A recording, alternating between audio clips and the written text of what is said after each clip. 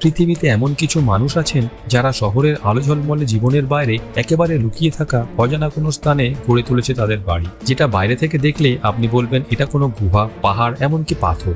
আজ আমরা ঘুরে দেখব পৃথিবীর সবচেয়ে অবিশ্বাস্য, অদ্ভুত আর রহস্যময় কিছু হিডেন হোম, যেগুলো দেখে আপনি চমকে যাবেন। ইরানের কান্দাভান গ্রামে আপনি যা দেখবেন তা যেন কোনো পুরনো পরীর কাহিনী থেকে উঠে আসা দৃশ্য।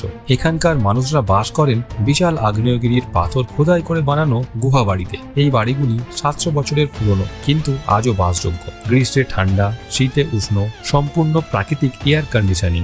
দ্য হিডেন আইস হোটেল সুইডেনের গভীর উত্তরাঞ্চলে জেরকাস জায়গায় তৈরি হয়েছে বিশ্বের সবচেয়ে বিখ্যাত আইস হোটেল। বাইরের তাপমাত্রা -30 ডিগ্রি, আর ভেতরের প্রতিটি দেয়াল, বিছানা, এমনকি ল্যাম্প সবই বরফ দিয়ে তৈরি। প্রতি বছর নতুন করে গড়ে ওঠে এই হোটেল, আর তারপর গলে যায়। এটি শুধু হোটেল নয়, এক বরফ ঘেরা জীবনের প্রতীক। দ্য বোল্ডার হাউস আরিজোনার মরুভূমিতে এক দৈত্যাকার পাথরের নিচে লুকিয়ে আছে একটি আধুনিক বাড়ি, যাকে বলা হয় দ্য বোল্ডার হাউস। বাইরের দিক থেকে এটি শুধুই এক বিশাল পাথর, কিন্তু ভেতরে আছে শয়নকক্ষ, রান্নাঘর, এমনকি গোপন টানেল। The Hobbit house. আপনি কি the Lord of the Rings বা হবিট দেখেছেন? নিউজিল্যান্ডের মাতামাতা শহরে তৈরি হয়েছে ঠিক এমনই এক হবিট গ্রাম।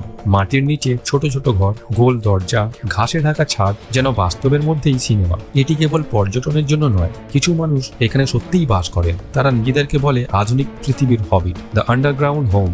অস্ট্রেলিয়ায় কুবার পেরি নামের এক ছোট শহরে দিনের বেলার তাপমাত্রা উঠে যায় 50 ডিগ্রি সেলসিয়াস পর্যন্ত। তাই এখানকার মানুষরা মাটির নিচে বানিয়েছেন তাদের স্বপ্নের বাড়ি। এই শহরের 80% মানুষ বাস করে ভূগর্ভস্থ ঘরে, যেখানে আছে সব আধুনিক সুবিধা। The floating house London. 2015 সালে লন্ডনের থেমস নদীতে ভেসে ওঠে এক 2 তল বাড়ি।